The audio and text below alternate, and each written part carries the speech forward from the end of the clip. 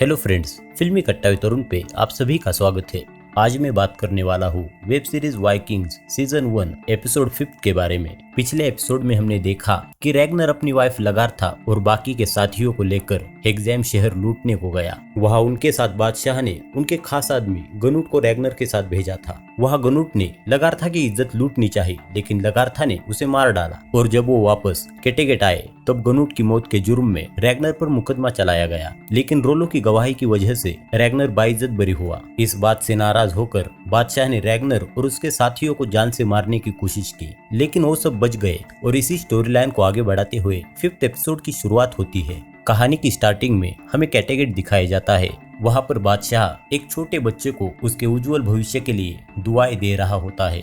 दूसरी ओर रैग्नर एथलस्टन को साथ लेकर मछलियां पकड़ लाता है। वहाँ पर एथलस्टन रैग्नर से कहता है कि तुम्हारी दुनिया के कानून तो मेरी समझ से बाहर है। यहाँ पर कोई गुलाम औरत की इज्जत लूट सकता है, लेकिन आम औरत के साथ ऐसा करना गुनाह माना जाता है। रैग्नर कहता है कि अगर यहाँ के नियम ऐसे है तो है, लेकिन अब ये दुनिया तुम्हारी भी तो है। और रैग्नर कुछ सोच में पड़ जाता है। ये देख एथलस्टन कहता है कि तुम किस बात की तैयारियां कर रहे हो, तुम कुछ तो बड़ा करने की फिराक में हो और तुमने खुद को पहले से और मजबूत बनाया है, लेकिन मुझे बताओ इस बारे में तुम्हारे देवता क्या कहते हैं। इस बात से रैग्नर को गुस्सा आता है। वो एथलस्टन पर चिल्लाते हुए उसे कहता है कि तुम अपने काम से काम रखो, मेरे काम में दखलंदाजी मत करो। दूसरी ओर कैटेगेट में बादशाह लड़ाई की तैयारी कर स्कैंडिनेविया रैग्नर लैथब्रुक के यहाँ हमला कर देता है। तभी रैग्नर शिकार करने जंगल में गया होता है। स्कैंडिनेविया में बादशाह के सैनिक आम लोगों पर हमला कर देते हैं। तब बियॉन लगार्था को यहाँ से चलने को कहता है, लेकिन वो रैग्नर के आने तक अपने बच्चों को रुकने को कहती है। वही अब जंगल में रैग्नर को लोगों की चीखें सुनाई देती है।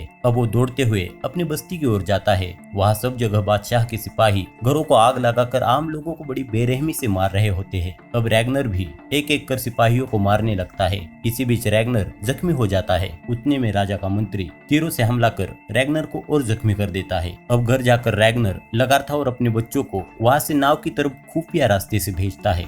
बादशाह और उसके सिपाही रैग्नर के घर को बाहर से घेर लेते हैं और उसे बाहर आने को कहते हैं। रैग्नर घुटनों पे आकर बादशाह के सामने झुक जाता है। वही लगार्था छुपते छुपाते वहां से निकलकर नाव तक पहुंच जाती है। उधर बादशाह रैग्नर को हार मानते हुए मौत की सजा कबूल करने को कहते हैं। रैग्नर बादशाह से इजाजत मांगते हुए देवताओं का आवाहन करता है। वो देवता ओडिन से मदद की गुहार लगाते हुए बादशाह के सैनिकों पर हमला कर वहां से भाग जाता है। वही लगार्था नाव में बैठकर वहां की तबाही का नजारा देख रही होती है। उधर रैग्नर अपने घोड़े से उतरकर छुपते छुपाते नदी की ओर बढ़ने लगता है, लेकिन सिपाही उसे देख लेते हैं। अब रैग्नर काफी बुरी हालत में नदी में छलांग लगा देता है। ये देख एथलस्टन भी अब नाव में से छलांग लगाकर रैग्नर को पानी से निकाल लेता है। दूसरी ओर बादशाह रैग्नर की जमीन को जब्त करने का हुक्म देते हैं। उधर एथलस्टन और लगार्था जख्मी रैग्नर को लेके फ्लोकी के यहाँ जाते हैं। वहाँ फ्लोकी रैग्नर की यह हालत देख अपनी वाइफ हेल्गा को कुछ जड़ी बूटियां लाने को कहता है। दूसरी ओर बादशाह ने पड़ोसी बादशाह को कैटेगेट में मेहमान नवाजी के लिए बुलाया होता है।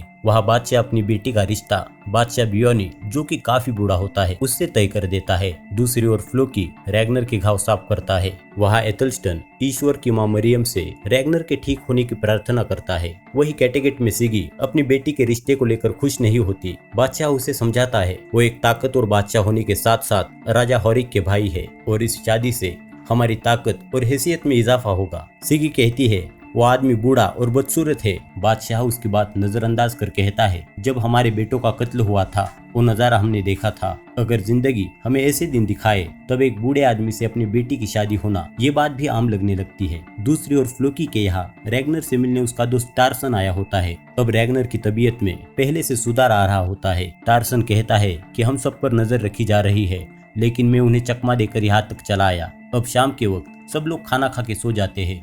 रैग्नर टार्सन से अपनी नाव के बारे में पूछता है। टार्सन उसे बताता है कि बादशाह ने नाव को कब्जे में ले लिया है और उसने अपनी बेटी की शादी बादशाह बियोनी से तय की है और वो उसे हमारी नाव दहेज में देने वाला है। अब नॉर्थ में सर्दियों के मौसम की शुरुआत होती है। कैटेगेट में बादशाह की बेटी की शादी का जश्न मनाया जा रहा होता है। तभी वहाँ रोलो आ जाता है। बादशाह रोलो को देख हैरानी में पड़ जाते हैं और रोलो से वहाँ आने की वजह पूछते हैं। रोलो बादशाह से कहता है कि आपके सैनिक हर वक्त मुझ पर नजर रखे हैं, आप उन्हें समझाए कि ऐसा ना करें क्योंकि रैग्नर मर चुका है। बादशाह उसे कड़ी की कसम खाने को कहता है। रोलो कहता है कि मैं कड़ी की कसम नहीं खा सकता क्योंकि मैंने उसकी लाश नहीं देखी। बादशाह कहता है कि हम तुम्हारा यकीन क्यों करें, इससे पहले भी तुमने हमें दगा दिया है। रोलो कहता है कि आप यहाँ के बादशाह हो, आप ही यहाँ पर सब तय करते हो और मुझे आपके साथ बने रहना है, मुझे लड़ाई में हिस्सा लेना है, मुझे ऐसे चुपचाप नहीं रहना, मैं एक योद्धा हूँ और यही मेरा मकसद है। अब बादशाह रोलो को कैटेगेट में रहकर सफर की तैयारी और जहाजों की देखरेख का काम देते हैं। दूसरी ओर फ्लोकी के यहाँ एथेल्स्टन फ्लोकी से उनके देवताओं के बारे में पूछ रहा होता है। तब रैग्नर कहता है कि थोर थ्रोडिन में रहते हैं और फ्रे एल्फिन में रहती है। फ्लोकी कहता है कि एल्फिन में ही वेलहेला है, जहाँ पर ओडिन सभी शहीदों से मिलते हैं। उसका भवन ढालों से बना हुआ है जो कि भालों पर टिका है और भवन में कुल मिलाकर 800 से ज्यादा दरवाजे हैं। एथेल्स्टन को ये सब सुन हैरानी होती है। दूसरी ओर कैटेगेट में रोलो छुपते छुपाते सिगी से मिलने जाता है क्योंकि वो सिगी से प्यार करता था। सिगी उसे यहाँ से जाने को कहती है क्योंकि बादशाह रोलो को मारने की फिराक में होता है। अब रोलो वहाँ से जाने लगता है, तभी सैनिक उसे घेर कर उस पर हमला कर देते हैं, जिससे रोलो बुरी तरीके से जख्मी होता है। अब बादशाह रोलो से रैग्नर के बारे में पूछताछ करते हैं, लेकिन रोलो उन्हें कुछ नहीं बताता। वही फ्लोकी के यहाँ टॉर्सन आ जाता है और रैग्नर को बताता है कि बादशाह ने धोखे से रोलो को बंदी बनाया है। ये बात मुझे महारानी सिगी ने बताई है, वो रोलो पर जुल्म कर रहा है। फ्लोकी कहता है कि बादशाह रैग्नर को पकड़ने के लिए जाल बिछा रहा है।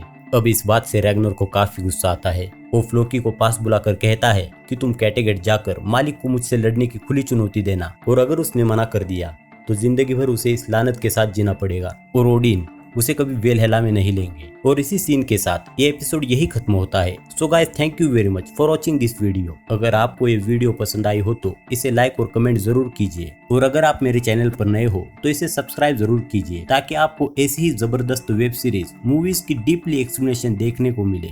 So again guys, thank you very much for watching this video. तो मिलते हैं वाइकिंग्स के नेक्स्ट यानी कि 6th एपिसोड के साथ। तब तक के लिए टिल देन टेक केयर।